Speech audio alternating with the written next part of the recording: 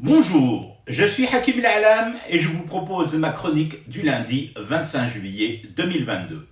Elle s'intitule « Journée ordinaire d'un Algérien face au complexe touristique DZ ». C'est bien, c'est très bien de vouloir passer ses vacances en DZI. Ça favorise le tourisme national, ça aide à la relance économique et surtout, quand t'as pas de visa Schengen, c'est le seul choix, ou presque.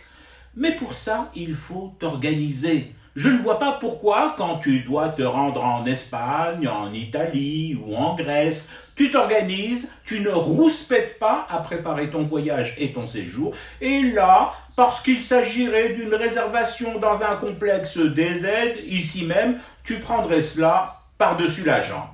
Non.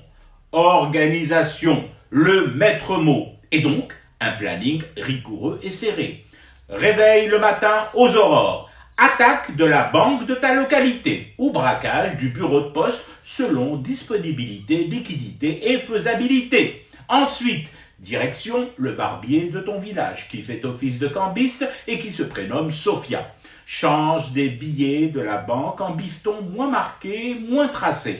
Allez, on se presse. Avant midi, parce qu'après il fait la sieste, tu téléphones à ton cousin qui ne s'appelle pas Sophia, mais qui a un ami qui bosse au desk accueil d'un complexe balnéaire sur la côte.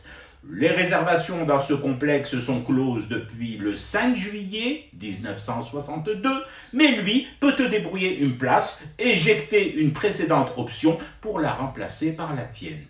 Il te faut juste lui dégoter en retour un rendez-vous au service gastro de l'hôpital X, citadelle imprenable sauf pour toi qui connais le neveu du demi-frère de l'entrepreneur qui a effectué des travaux de rénovation dans l'appartement du Dirlo de cet hosto.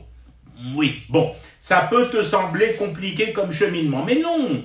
Et surtout, tu n'as plus le temps de gamberger sur la moralité de ta démarche, ni de discuter et débattre avec tes remords. Tu ranges tes remords dans ton cabas. Si, il y a de la place depuis que tu as payé ton hôtel avec le fric du casse.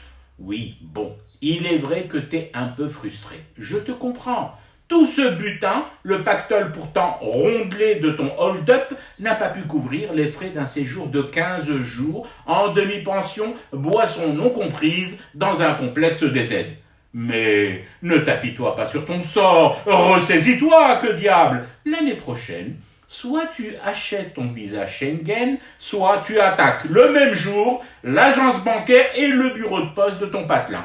Là, tu pourras enfin prétendre à 20 jours au bord d'une eau pressing, 7 jours sur 7, allongé sur un sable centre d'enfouissement pour déchets ménagers, mixte de couches bébés et de restes de bêtir, tout en fumant du thé pour rester éveillé à ton cauchemar qui continue.